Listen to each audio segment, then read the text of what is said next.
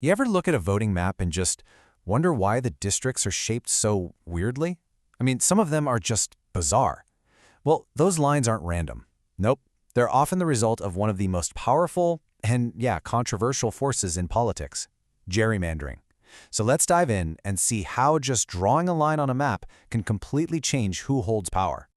And it all starts with a kind of strange question, right?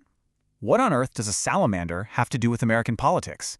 It sounds like the beginning of a bad joke, but believe it or not, the answer is the key to understanding this entire thing. And here is our big clue. All the way back in 1812, a newspaper, the Boston Gazette, came up with a brand new name for a political creature they'd never seen before. They called it the gerrymander.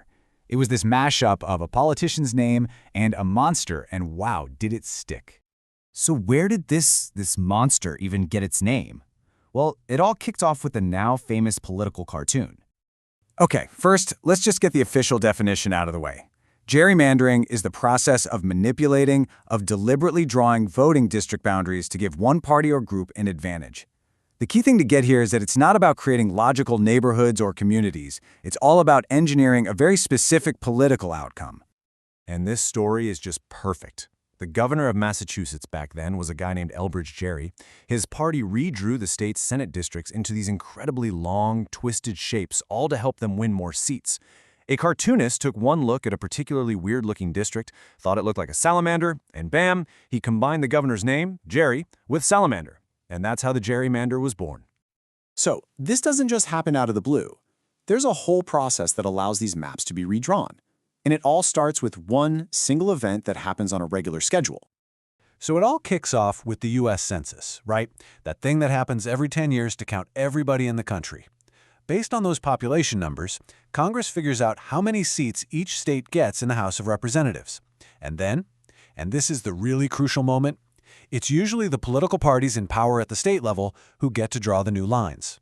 And today, with super advanced mapping software and tons of voter data, this process has become, well, surgically precise. So how exactly do they draw these lines to get a political edge? It's not just about making random squiggles on a map. There are two main, very deliberate strategies that get used. They're known as cracking and packing. So, the first tool in the toolbox is cracking. Okay, imagine you've got a big, solid block of voters who support the other party. Cracking is like taking a hammer to that block and smashing it into a bunch of tiny pieces, spreading them out across several different districts. That way, they end up as a small minority in every single one of those districts, and their collective voting power is totally watered down.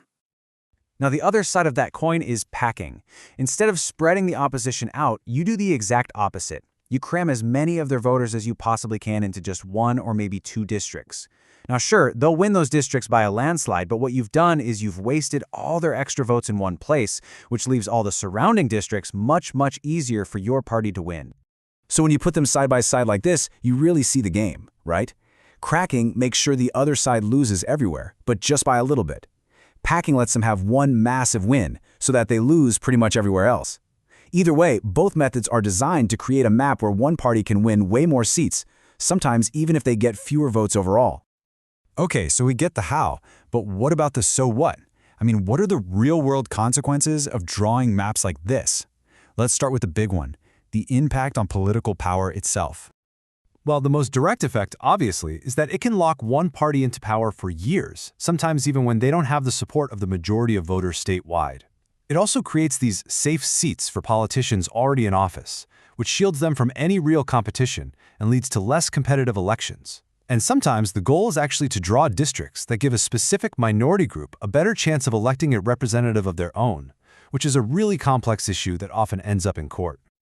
But it's not just about which party wins or loses. These strangely drawn lines, they cut right through neighborhoods, towns, and actual communities. So what's the impact on the people who actually live inside them? Well, when a district snakes for miles just to pick up certain voters, it can end up lumping together communities that have absolutely nothing in common. That makes it really hard for a representative to serve everyone effectively.